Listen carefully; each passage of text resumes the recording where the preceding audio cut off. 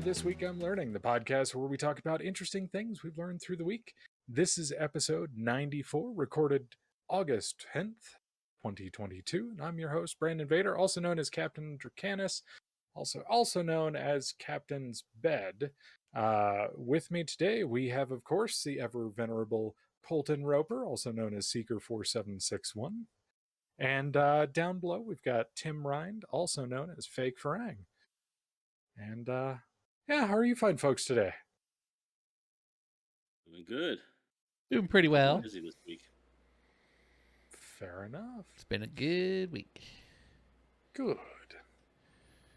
Well, this week, first of all, welcome back. Sorry for that little 1 week hiatus. Yeah, just had to do some real life things, and yeah, didn't have time to record, unfortunately, but we're back, and yeah, got a good show for you. Colton is going to tell us, so that's why that is there. Whatever that may be, we shall find out. Not electrical plugs, is it? Is it? I don't think is so. It underwear? Ha! No. Yeah. Groan on that one, Brandon. But it is not a groan. Is Tim is mentioning how it's not plug and play, but in fact it is struggle and pray. Look at me being witty. And like Brandon, wiring a wonder and jumping the shark, aka Drax Dots. Yep. Because Timbits are taken, so instead I have the ice creamy goodness. Okay. Oh God, we've created monsters. The cultural reference I'm not familiar with. Drax Dots. Oh, you don't know Dippin' Dots? No. I think that's more of a Colorado thing. It feels like I don't think really? that's. I don't even think that's much of a U.S. thing. I think that's more like a mountainous color. I'm sure other people have had it, but so it's quick, teeny tiny. Right. It is little balls of ice cream that are formed by using, isn't it liquid nitrogen that they use to just basically flash freeze drops of ice cream, flavored ice cream. Mm-hmm. Really weird texture, very cold, very satisfying when it's, just Sounds like, hot. and these balls are 80 like degree Fahrenheit. tiny beads. They're very, very tiny. Yep. That's why they're called dots. Yeah. Dippin' Dots. Dippin' Dots. I like them. I could try that. They're good. So anyway, Do you get that, Colton. Do you get that in Arizona? I've not found it here. Haven't really looked, but for me, it was always, growing up, it was always like when I went to a Colorado Rockies game, a baseball game, or something like that, just at the ballpark, and just get this big thing of just ice cream that doesn't melt very. It's weird. It keeps its consistency. It doesn't melt as fast as regular ice cream. It's still ice cream. It's just, however, it's super awesome. I love it. Super cool. Because it's super Literally. chilled. It's fantastic. It's the shit. I love it. It is. But what also is the shit, so I'm assuming I'm going for it first, right? Bless you. Oh, sneezy McSneezy. Have you guys, either of you, ever been to Cancun, Mexico? No. I have Yes. never been to our friends to the south. Yes. You've been to Cancun? Yeah, I think it was Cancun we were at. That's the one that's just, it's on the right across from Cozumel. Think so. It's on right on the edge of the Yucatan Peninsula down there. Like if you took the ferry from Cozumel, you'd get to Cancun. I think, yeah, I believe it's an island just right off of the Yucatan Peninsula there. What'd you think of it, Tim? If it's Cancun, I much preferred Cozumel because it was safer to drive around and stuff like that. From what I heard about Cozumel, even this year, there's been shootings on the beach. Yeah. It's very violent. It might have been a different area because Cancun's kind of like the spring break capital of the world kind of situation. So it's where a lot of college kids go for spring break, and also rich Americans tend to go down there. So it may have been a different spot. I'm curious now. I'll tell you where that spot was then. While we wait. But Go ahead. at least that's how I've always thought of Cancun. I've never been, but I want to go because I've always heard good things about it. I'm sure there's some bad stuff because it is a resort town and stuff like that. But I was watching a very interesting video on the history of Cancun for reasons that are beyond my mortal understanding, because the YouTube algorithm took me there. And it turns out that one of the world's most popular destination resort towns actually has only been around in its current form since like the 1970s.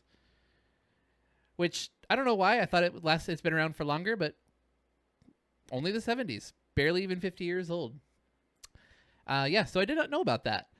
It turns out that the economic boom of the middle class in the U.S. during the 50s, after World War II, played a major part in Cancun's development. Specifically, tourism in Mexico was actually kind of a big thing.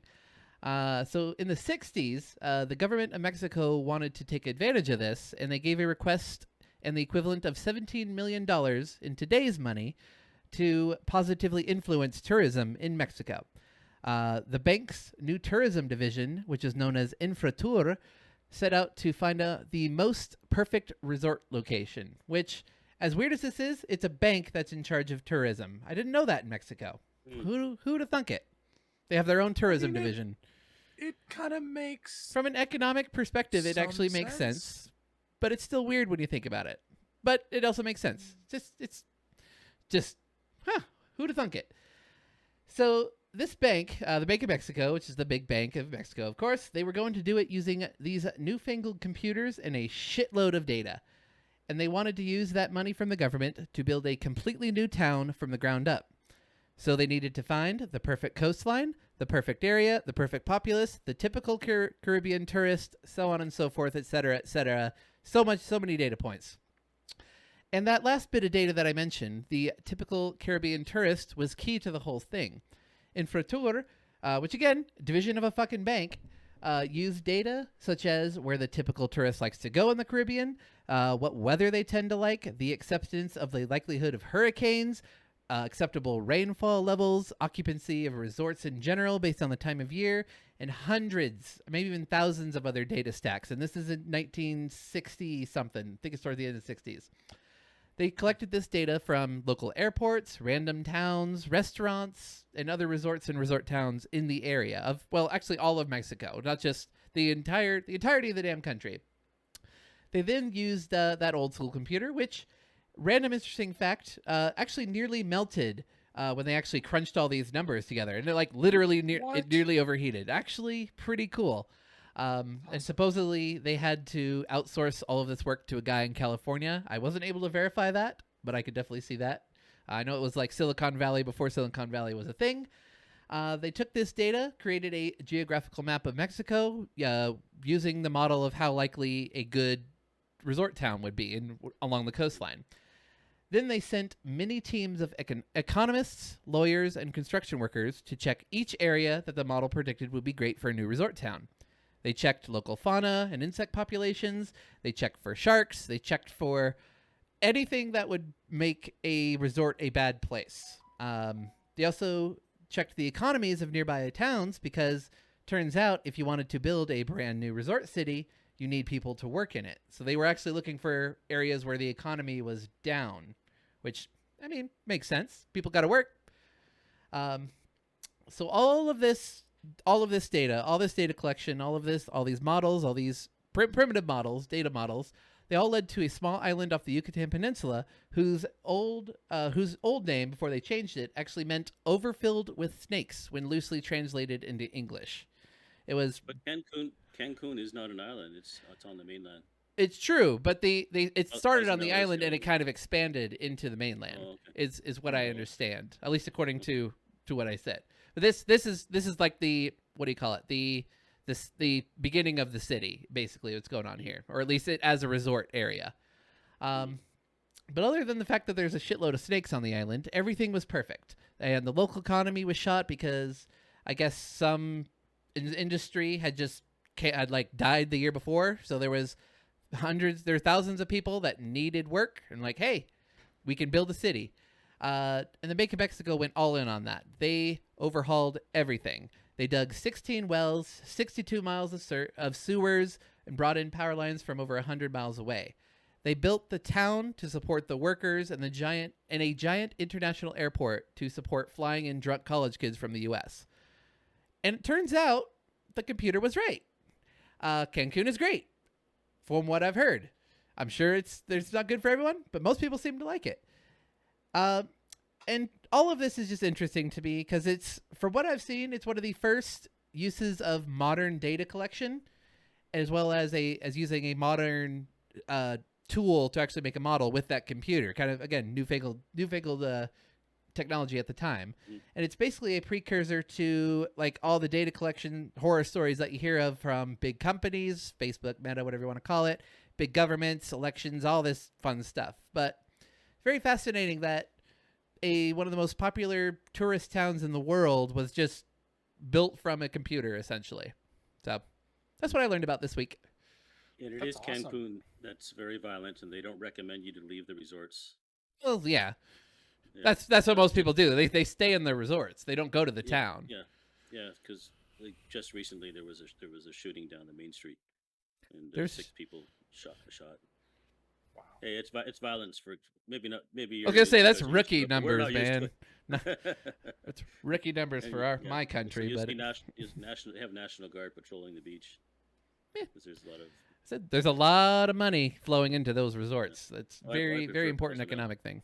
I've been to Cancun once, and Cozumel. At least you can ride all around it.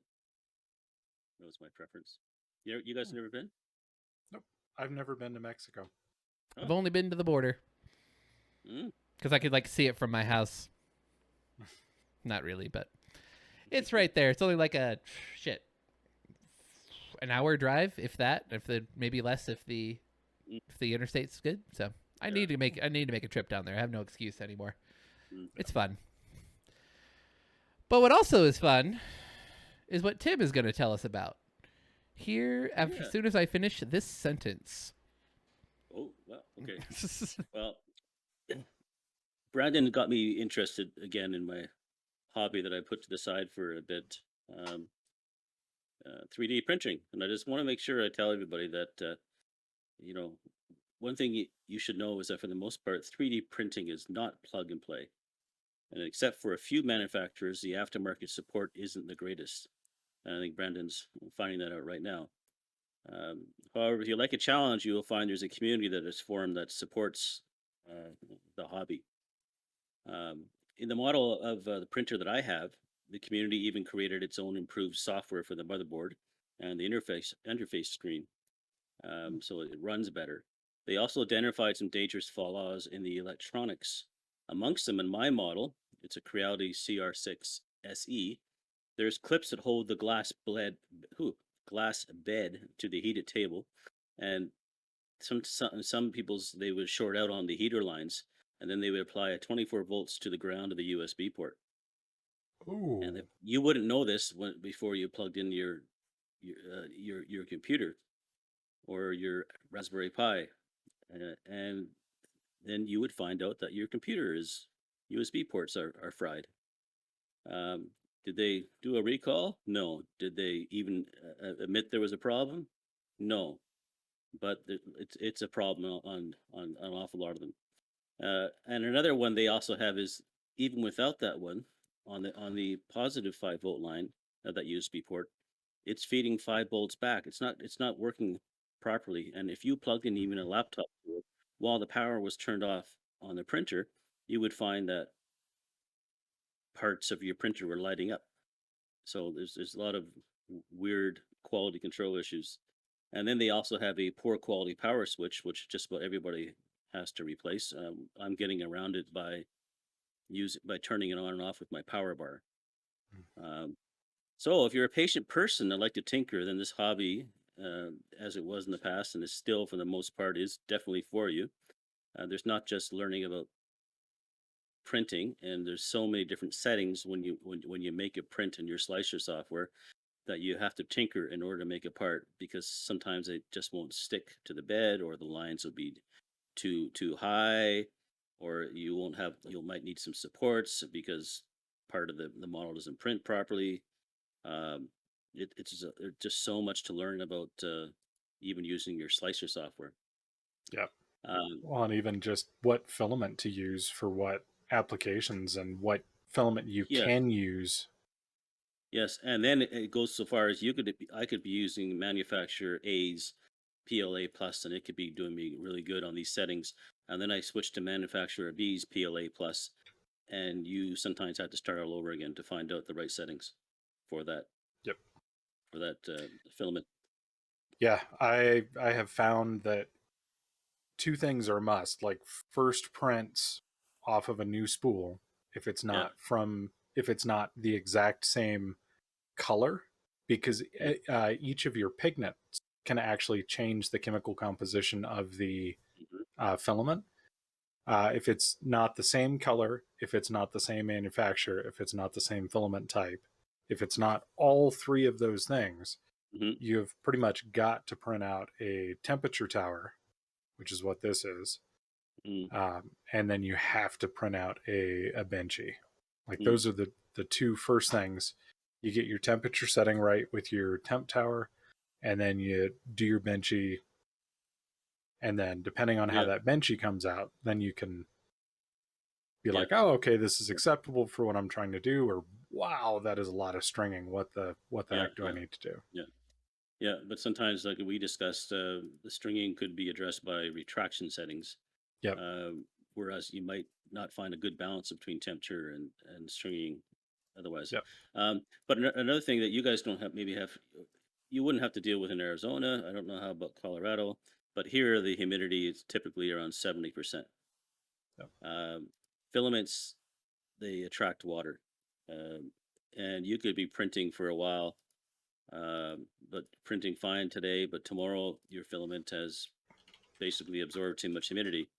And then you're gonna have to dry it out either in the oven, or what I do is I have a camera dry cabinet. So I store all my filaments in there. But that's How do you keep it another dry? problem here. It's the cabinet is will bring the humidity down to about 15-20%. Oh, okay. And after you leave it in there for a few days, it'll equalize itself. Okay. But I can't afford to run the AC all the time, and if I do, it's in. I mean, I got an AC in this room. I could close it up, but when we're going to run AC, usually we'll run it in the main room, and then I just put a fan blowing into this side room. It's not ideal. I never get down to a really good humidity, but at least I can finish. I can do printing for a few days. But yeah, it's Makes just one sense. more thing. But anyways, if you're thinking about getting into 3D printing and you don't mind spending a little bit more, I would hold off on buying one. The good thing about my printer and the good thing about Brandon's printer is they really are a quite affordable price. But it's not like when you buy a Brother or an Epson and you don't hook it up to your computer and just start printing. There's just an awful lot more to it, and even with these newer ones. But I think these ones, from what I've seen, the quality and the speed is going to be much better. In particular, one is called the Anchor Mate M5. I don't know if you're familiar with a company called Anchor. They make a ton of decent ton of quality power products. Yeah, power products, cables. They make Bluetooth speakers. Power banks. Yeah, they're pretty good. And they've finished a Kickstarter, and I think they raised something like $8 million or something like ridiculous. And they've got some YouTube videos from some YouTubers. It's called Anchor Mate M5. It prints about 5 times faster, and it seems to have very few fails. So it's quite impressive, and it comes with a camera mounted on it as well, so you can monitor your fail, and it has detection software. So if you're what happens if your model doesn't stay stuck on the bed on most printers, the printer doesn't know that, and it will still keep on printing. So you'll come back and it'll be this massive spaghetti. That it wastes a lot of filament, it wastes time, it wastes energy. But if it gets tangled up in your mechanism, it could also destroy your printer. So they have a camera there that, of course, you can log on to and you can watch it. But also, it's supposed to have some artificial intelligence to detect a failure of the print. So that one, I think that one looks really, really positive. At least it's closer to ready for prime time. Then there's another model that actually looks very good as well, and I think they even have a U.S. office, and it's called the Bamboo Lab X1. But one YouTube tester had really good results with it, and another one didn't have so many good results for it. But to their credit, they are still working on the software, and it seems mostly to be software issues. So I'm going to post both those links up there. That one is really fast, but the one I'm looking for, if I go to buy a second one, and it will be a couple of years from now, anyways, and hopefully all the bugs will be out, and there'll probably be another couple of models. Will be the Anchormate M5, and hopefully those companies have better support. Mine is a Creality, and it's very difficult to get decent support from them. If they answer your email, uh, you basically going to have to pay for any spare parts, and you might get them in a few months. So but because there's a good community and there's a lot of good aftermarket parts, it's not a huge problem. Nothing to stop you from getting into the hobby. I know Brandon. I think Brandon can explain his is a brand new printer, different manufacturer, but he's experiencing some problems as well in the design and getting parts. Right, Brandon? Oh yeah. Good segue, because that is actually my first topic. So, yeah, wiring a wonder. Yeah, let me show you guys a little background picture on the desktop. So this right here is an Octoprint graph. And what Octoprint is you can plug your computer, or Raspberry Pi is what it's actually designed for, into your 3D printer to manage your printing. You can do a lot of kind of, I hesitate to call it automation, because it's not like you're just going to be like, hey, print off 15 of these and it'll do it. Maybe if you heavily modify some things. But it basically just lets you monitor your prints. It lets you start, stop, pause, cancel. Tweak your settings as well. Exactly. Mm-hmm. It's really fantastic. Time lapse. Yep. If you have the right camera, which I don't, but I've been streaming everything. Captain's Bed. Mm-hmm. Mm-hmm. I have a Patreon, and I need money because of this spike right Nothing, here. not related to his new girlfriend. No, definitely not. It's something else. It's for the printer. Absolutely for the printer. Yeah, it's just so I've had this printer now for 4 weeks, I think, maybe 5. I got it yeah, I think about 4 to 5 weeks ago, and had it and pretty much printed nonstop. Like, it would get to rest when I was, taking parts off the build tray and letting it cool down. And then I would immediately clean the build tray. Get back to work. And put it right back to work. Get it back out there on the street and making that money. No. God damn it. No. God damn it.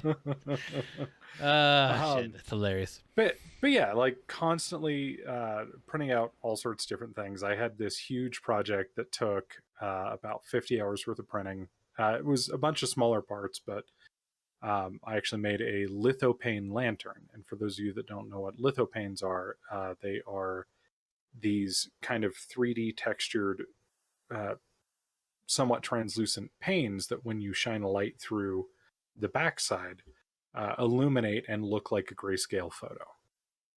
But you can actually, because it's 3D printed, you can actually see like all the little bumps and stuff. And the more out a feature is in this lithopane, the darker it is, because light has to travel through more of the pretty cool stuff. Yeah, it's really cool.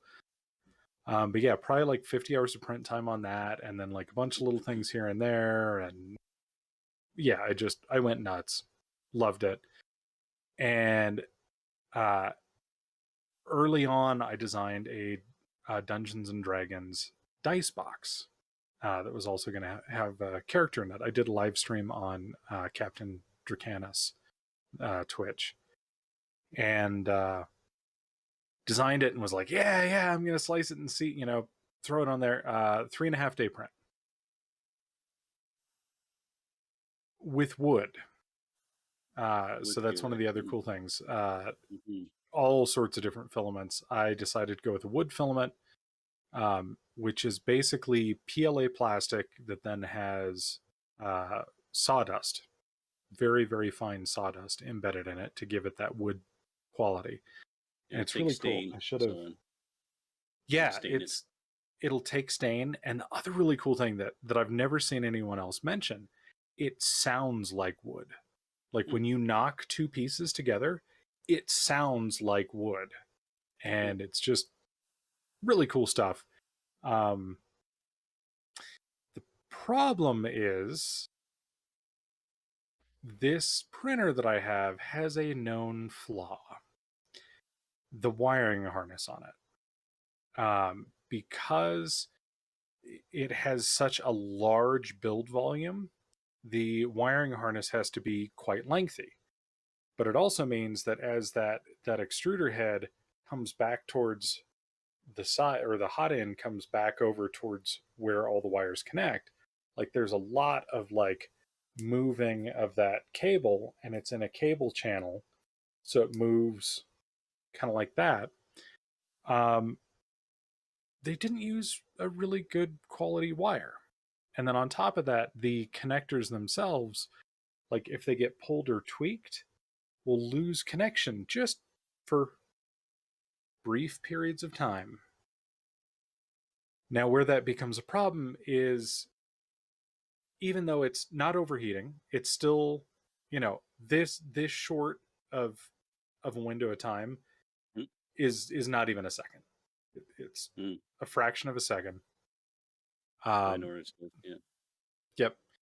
So it doesn't actually change the temperature, doesn't actually change anything, because it's just a sensor lead that's blipping in and out randomly. So 2.5 days into this 3.5 day build, I weighed the parts after I pulled them off once I got back home, because I did this. I waited to print this big thing out because I'm like, I'm going to wait until I'm going to Denver, because I'm going to be gone for 3 days. So I'll start it the morning before I leave, and it should be done the night when I get back home. But that way I'm there for all the first couple layers and all the little tricky bits, because I had never had a print fail once you get past about 10 layers. I'd been really lucky.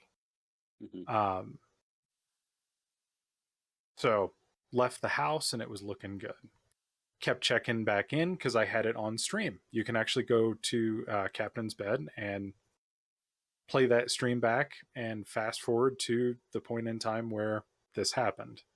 Oh, speaking of which, you need to make a clip of that before it goes away, and save, like, cut that little bit and put that on your channel, not your channel, but on your Twitch thing. Save it as a clip. I was just thinking that'd be interesting. Yeah, I'll show you how to do it. Go ahead. Okay, sounds good. Yeah, so you can actually go back and scroll through it and see it printing fine, and then it just stops, like just dead halt, nothing. Looking back through the video, and I saw that little spike, and I'm like, that's a really weird little spike. Okay. So, being a computer person, first thing I did, unplug, replug, test print. Next test print worked fine. Okay, great. Don't know why it failed. Maybe it really was getting hot, because the error that I saw when I came back was thermal runaway. And I'm like, well, okay, maybe. It's not that sophisticated, because one of the ways you can test any printer to see if they have sorry to give you a little sidebar here. There's a problem with a lot of printers, including even the manufacturer of mine at first, where they didn't enable thermal runaway in the code, and there was somebody who died in the U.S. because the printer basically overheated and it caught fire. The printer had overheated, caught fire, and thermal runaway was not enabled in the firmware, and so on and so forth. So it is a safety feature. And one of the ways you can test thermal runaway is as simple as taking your if you want to see if your printer has that protection in it, is you can go both ways. You can go high or you can go low, but a lot of people just take a blow dryer on the low heating setting, and you blow it on the print head while it's printing. It'll make the temperature drop fast, and that will usually trip a thermal runaway reading and stop it from printing and stop it the way what happened to you. Interesting. I may have to try that. I'll just give you. So you obviously have thermal runaway enabled. Yes. I have it in mind as well in the new firmware. Yep. Okay. That was one thing that I went through and double checked because I had heard that thermal runaway was a potential issue. And that was one of the reasons that everybody, anytime you go on the forums and it's any sort of like safety first kind of thing, it's like, don't leave your printers running unattended. And it's like, well, I'm not going to camp out by it for 72 hours and just be jittery on coffee. Like, still going good. Yeah. If your firmware won't allow you to turn off your computer through Octopint remotely, then I'm going to do something as simple as I'm going to plug mine into one of those little wall warts, those wall warts. So I'll be able to see it on the camera, and if it starts doing spaghetti, then I'll just turn it off, I'll power it off remotely that way. So, yep. Sorry. It's no ADD thing. I'm interrupting you again. You're fine, Tim. Ideas. It's all part of the conversation. Yeah. So little minor disconnection. Being a PC person, I'm like, oh, I'll unplug it, replug it. Test print worked fine. I'm like, great. Went to print a case for my phone because I'm like, hey, I've got TPU. I think it'd be kind of cool to be like, look at the phone case that I printed out, just because surely I need another reason to bring up 3D printing in my daily conversations. I'm sure I'm not getting annoying at all. So started printing out the phone case and it failed. Like it failed while I was still trying to do what's called a skirt. And it's just like the ring of filament to make sure that you've got good extrusion, and you can kind of look at it as it's printing to make sure that you're getting proper squish and good bed adhesion. Failed. Like first corner that it made, it like went around that corner, started coming up, made it like, I don't know, a couple of millimeters in the next corner, and it just whoop, stopped, went and looked, same error. Damn it. Okay, what's going on? And found this Reddit post that was like, first thing you should do if you get this printer is hot glue the connectors. So where you've got the back end of the connector, I really should have prepared and taken a picture of this, but you've got the back end of the connector where the wires are coming out, kind of like a Molex connector, but a lot smaller. And they're just pressed into there, and then the little copper tabs are, kind of clipped in, and that's how it stays. And they said hot glue to the backside of that connector, and that'll keep it steady, stable, and you won't have those little micro disconnects from the cable. That's very similar to mine then, because one of the first things I did was I had to print a strain relief for the cable going into the hothead. Oh, okay. Yeah, so this already had, because that they mentioned needing to put a zip tie at a certain spot on the top of the hot end to help keep it from like pulling and shifting on that cable.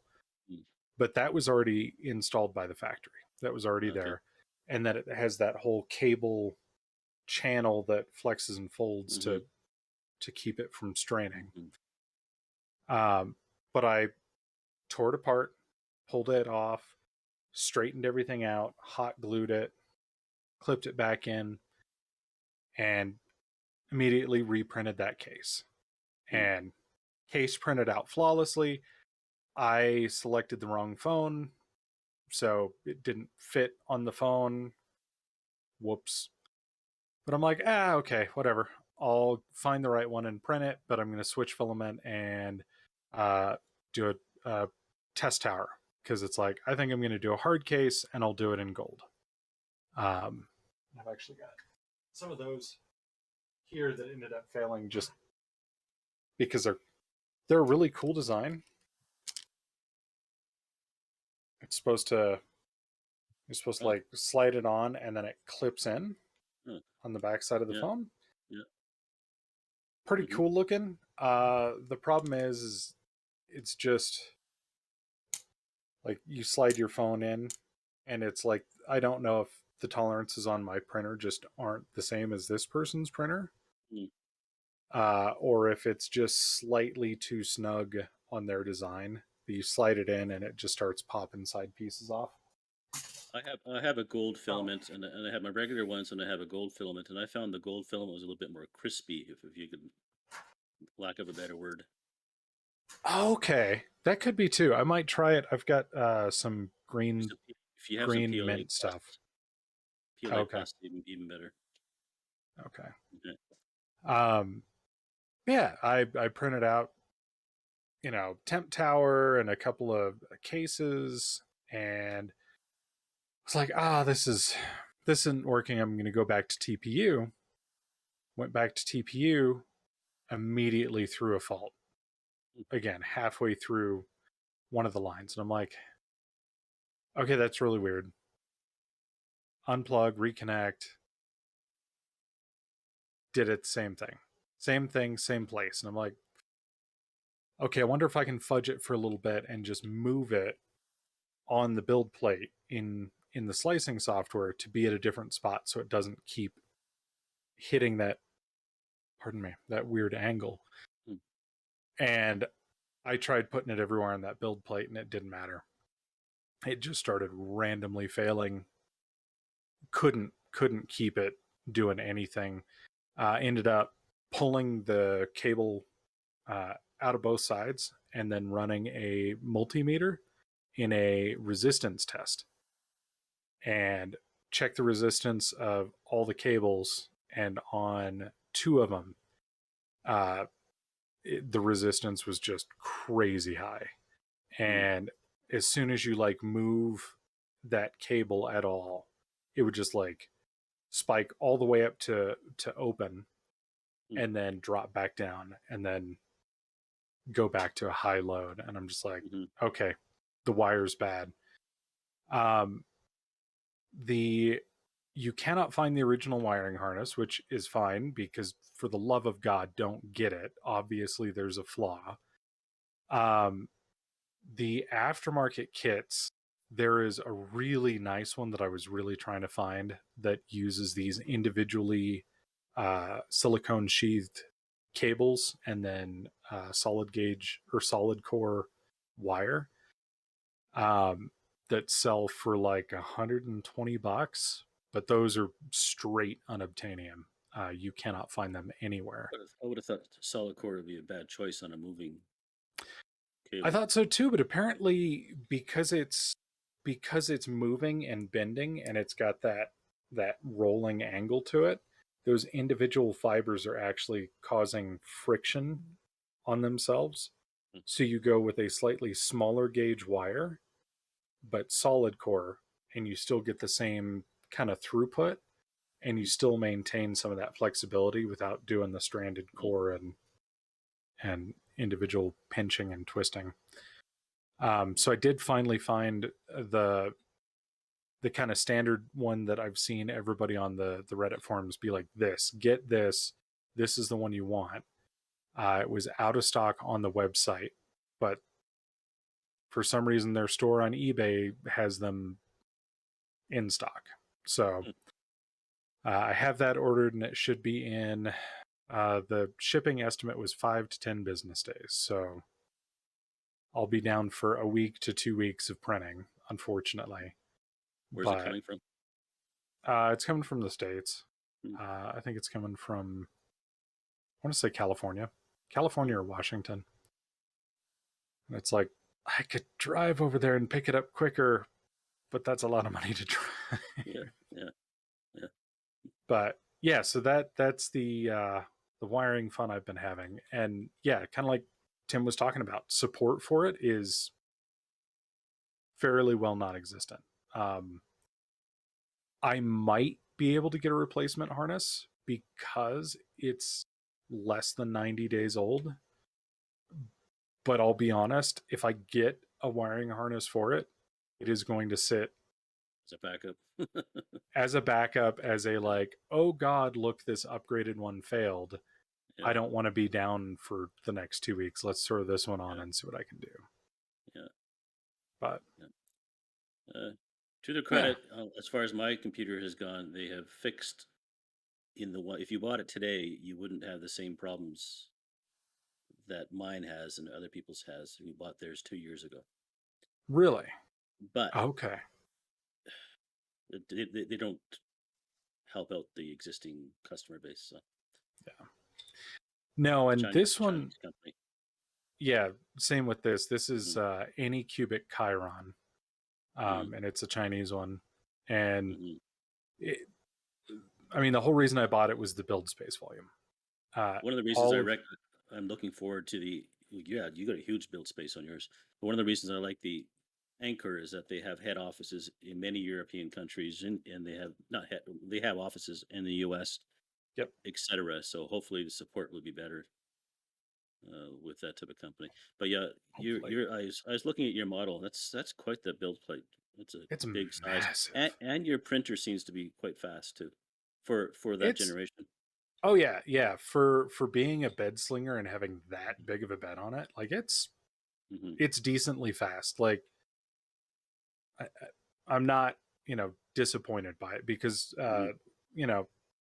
temp tower, hour and a half. That's not bad. And I mean, you can print out like little fidget toys and stuff like that in about an hour. So it's okay. It's an interesting hobby. It leads you down many paths. It can lead you to tinkering with the Raspberry Pi.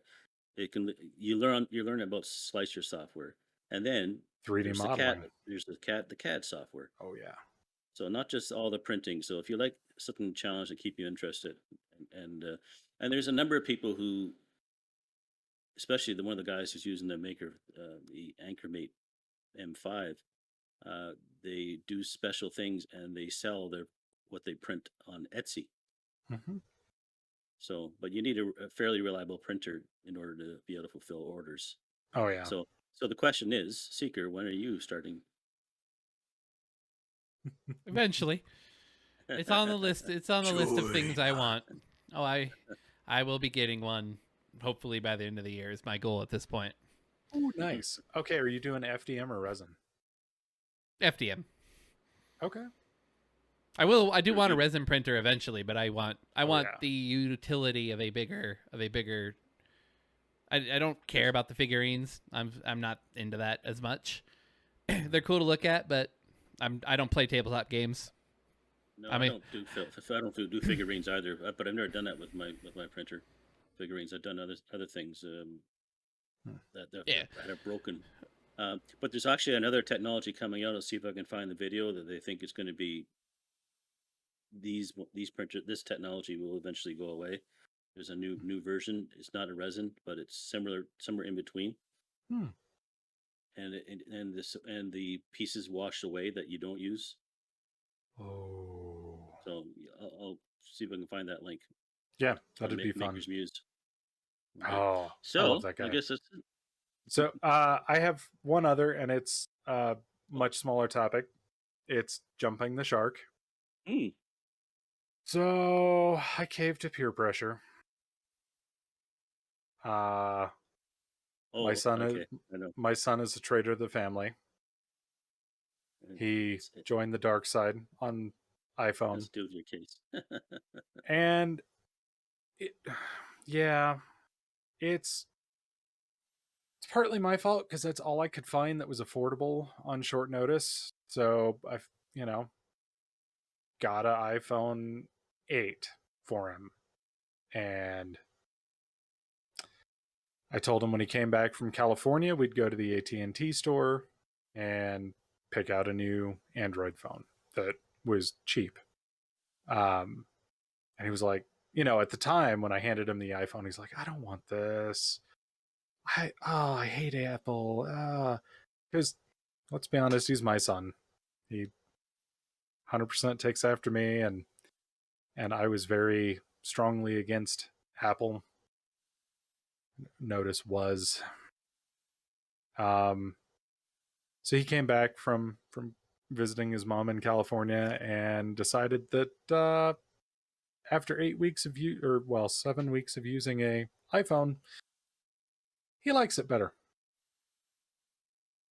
And he's able to talk to his friends better on it because of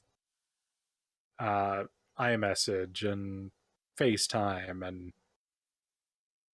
it's like, okay, fine, whatever. And that wasn't enough in and of itself to cave me over to the dark side. I started dating a gal while he was out in California. Things have kind of gotten pretty good, and she's on an iPhone, and we have tried to send like, hey, look at the really cool sunset, or like, here's this really funny meme I found, or like reaction gif, or like stuff like that, and just nothing but issues. And part of it is where we live, service sucks.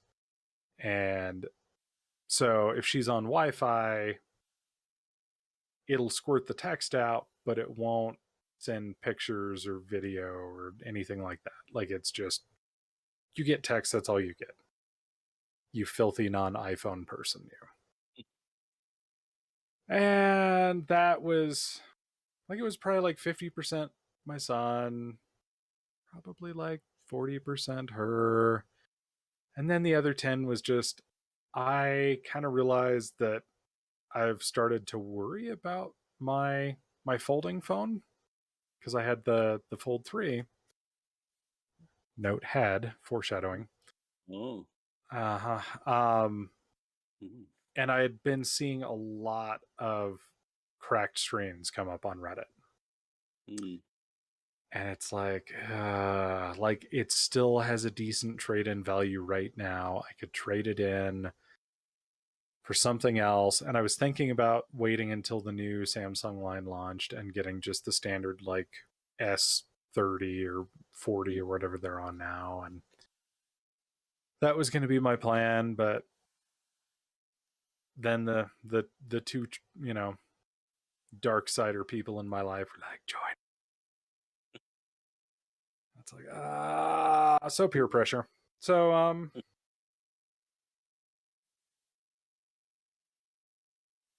this is my new iPhone 13 Pro Ultra. Yes, but does that have that 3D modeling? 3D scanning? Yeah, I was gonna say that's actually that's a good thing for 3D printing. Actually, there's apps that you can do really cool shit with that. That is the other 10% of why I went with this phone. Makes sense. So I traded in my Fold for this nice green iPhone 13. And also as the conversation we had a couple days ago is, especially as IT folks, like, there's a reason a lot of IT folks will use Apple in their personal stuff, because it just fucking works. Because sometimes you don't want to take your work home with you. Sometimes you don't care about breaking everything. You just want to send silly cat gifs or something and just have it work and not have to think about it. Yeah. I'm just saying. It's still the best phone watch combination I ever had. Oh yeah. I had my iPhone 6 and my it's way better than any Android. Yeah. To me, combination. I could not believe. So I've never had a Apple Watch before. My only smartwatch has been my Samsung Galaxy Watch, Mhm.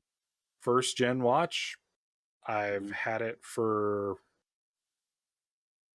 4 years now. Like, this is actually like the longest running tech object in my life, Mm. which is sad. Uh, and I had actually been using that. I had a iPhone 11, but it was not a reliable iPhone. Like, reliable for like 2 to 3 weeks, but the next time there's an update, it would have to be um refreshed. We'll just say that. Um so I had been using that for the last week, and that's actually what these phone cases were printed for, is that iPhone 11. And I was, I still had the fold to the side because I was like, well, if I need it for something. And I was watching Hunt for the Red October the other night, and kind of realized, there was this quote. Marco Ramia says, uh, Cortez burned his ships when he landed on the new when he landed at the New World, and as a result, it inspired his men. And I'm just like,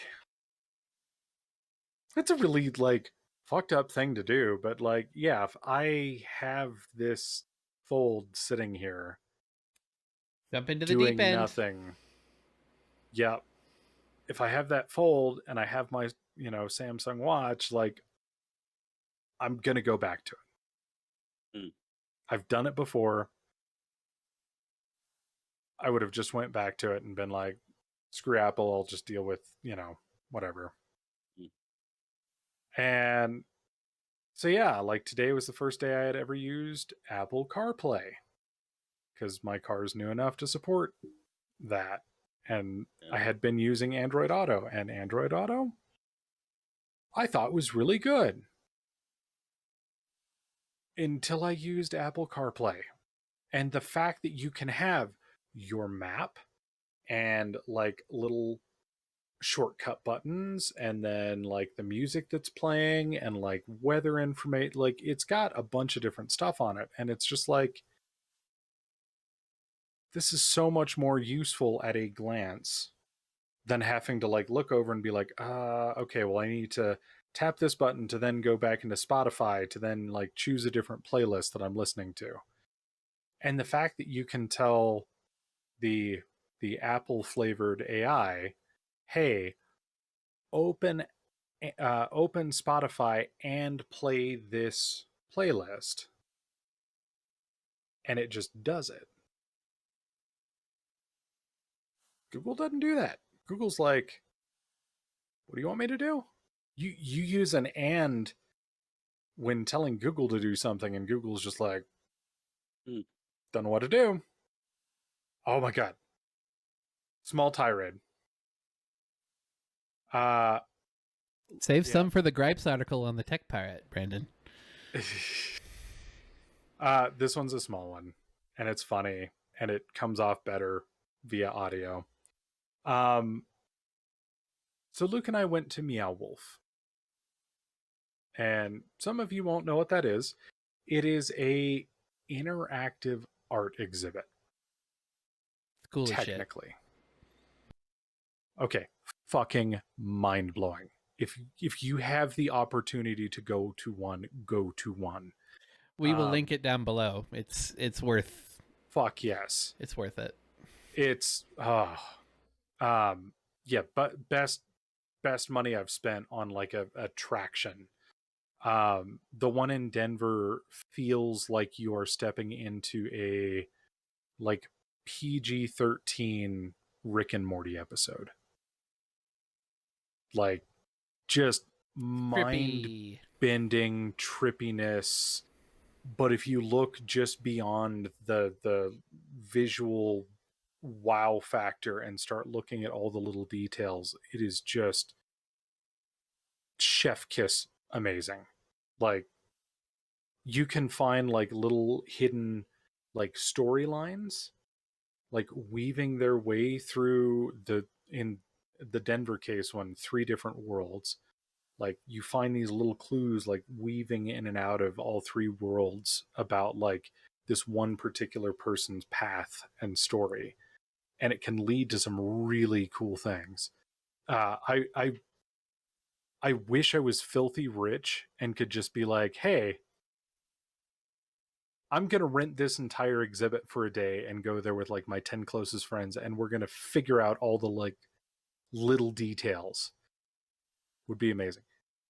But that's a digression. We were trying to navigate to Meow Wolf in Denver. I punched it into Waze because I normally use Waze, because Waze warns you, those you who aren't familiar with it, it's basically crowdsourced intelligence about the roads around you. So you have people that report when there's a mattress in the middle of the road, or a hop on the side of the road, or an accident, or it just much more detailed. It's really only useful in populated areas. Like here in Gunnison, I think it's me and one other person. Like I have seen another Wazer just like randomly pass by me, and I'm like, which one of those cars was it? Anyway, for some reason, when I typed in the address, put it to go to it, we're like, from where we were at the hotel to this Meow Wolf place was a 25-minute drive. And we're still on the freeway. We have not exited. It's telling us to go this direction, and it just stops because it detected that we were close enough to it that it's like, oh, you're at your destination. So we're on basically the like I-70, I-25 interchange. And it's like, yeah, it's right down there off the freeway. How do I get there? So I take the next exit, and I'm like, we'll try and figure it out on surface streets. And I'm trying to like re-enter it, and it's telling me to get back on the freeway. And I'm like, no. And it's right by the Bronco Stadium. And it's just like, what? Anyway, sorry, I'll be quick. I know I said that already. So trying to do surface streets, and there's just like all this kind of chaos going on. And I'm like, to hell with it. Like, I'll just ask the G flavored AI to please navigate to Meow Wolf using Google Maps. So I tell it, hey G, navigate to Meow Wolf. What does it do? It doesn't navigate me. No. It starts meowing at me. It says, a cat goes meow, meow, meow. That's 30 Google. seconds of meowing. Google, yes. And I'm just like, ah. Fuck this. I'm going iPhone. No, I mean, I hadn't even thought about it at that point because Luke and I hadn't had that conversation, but I was just like, this is stupid. I said, navigate. Like, where, what, why are you meowing at me? Why are you meowing at me through my car stereo? This isn't okay. I did not consent to this. Please stop. And it's like we finally like pull off somewhere, and I enter it manually, and I'm like, oh, hey, look at that right there. There's a sign that says Meow Wolf on this surface street, like to Meow Wolf. And I'm just like, all right, fine. We pull, I just start following the signs, and I'm watching our navigation just lose its shit as I'm just like diverting from its path. And then we went there, and it was fantastic and everything like that. And so Luke and I were talking about that today as I was like oogling over CarPlay, and I'm like, I wonder if I tell it to navigate to Meow Wolf, what it will do. So same thing, just rather than hey G, hey S, navigate to Meow Wolf. Didn't even tell it Denver or anything like that. And 30 seconds later, I have a route taking me back to Denver to Meow Wolf. And I'm just like, okay. I hope to buy my friend's. My friend always upgrades whenever the newest model iPhone comes, and so hopefully to buy his over here Oh, okay. at a decent price because my car um, has Apple CarPlay, but you can't really. And I have an Android phone, so Oh, yeah. But yeah. just Mine. one last thing I want to get in because we're going long. Yeah. It's one thing I wanted to mention when I was doing my topic was which wasn't my topic.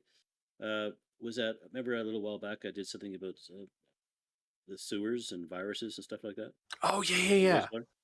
A new article just out this week that they detected higher levels of the polio virus in London Really in the wastewater. So they're using that as a community health response to just double up and make sure that the kids get their polio vaccines. So nice. you can find that article easy. So it's in multiple news sources, including CNN as well. Anyways, that's it. Awesome. I am Okay. done. I will be done also. Yes. Okay. Meow. Cuckoo. So, Colton, where can we find you? The name is Colton Roper. You can find me on all the socials as Seeker4761. I stream pretty regularly on twitch.tv/Seeker4761. Try to stream some sort of game. Right now, playing with the Nerd Herd, playing a little Fallout 76. Turns out it's actually not a bad fucking game. I just hate Bethesda. Really? Yeah, it's actually not bad. But other than that, contributor to the techpirate.net. Yeah. How about you, Tim? What about you on the internet? Not very active lately, but YouTube, Facebook, Our Thai Journey, or directly Tim Rhind on Facebook. That's about it. Awesome. Brandon.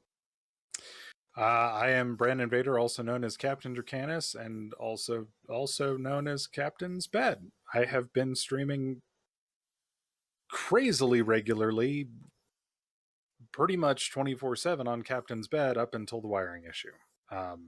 So hiatus there, but yeah, check out my Captain Dracanis Instagram for updates on Captain's Bed and Captain Dracanis Twitch things that I will be doing. That's the best way to keep up to date, because especially now that I have an iPhone, it's a hell of a lot easier to use Instagram. Kind of crazy. It's almost like it was designed for that. Yeah, I'm looking forward to your first scans using your camera too. Yeah. Oh, Blender. Now you have to learn Blender. Yeah. It's a rabbit hole if you got. I guess it's good for a retired guy like me, always looking for things to do. Well, or someone with ADD, ADHD. It's a fantastic hyperfixation because there's so many facets. But anyway, aside from Instagram and Twitch, I am also a contributor to the techpirate.net. I have not been great about it. I will get better. I promise. August is a terrible, terrible, terrible month with car show and school starting and but as soon as August is over, I will get more regular about streaming video games with my friend Seeker4761 and also adding things to the Tech Pirate. But until then, let me find my outro script. Thanks for joining us on this episode of This Week I'm Learning. You can find us wherever you listen to your podcasts, as well as on YouTube as This Week I'm Learning. For your social media peeps out there, you can find us on Twitter at ThisTWIL. If you would like to contact us, you can send an email to twil@thetechpirate.net. Sorry, Brandon, but we're going to see y'all next week. Bye.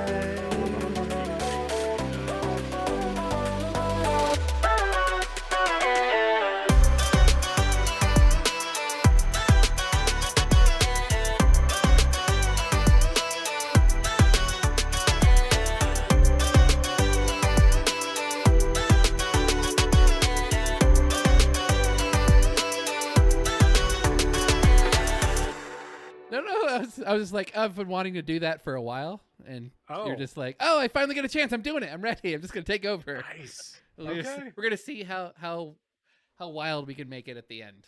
So I like it. Yeah. So I went the whole episode with an Inside Out shirt. Oh shit! Yeah, Made you it. did. First thing I noticed, I'm like, wait, my buttons feel. They're on the wrong side. My shirt's inside out again. Ah. That's how I roll.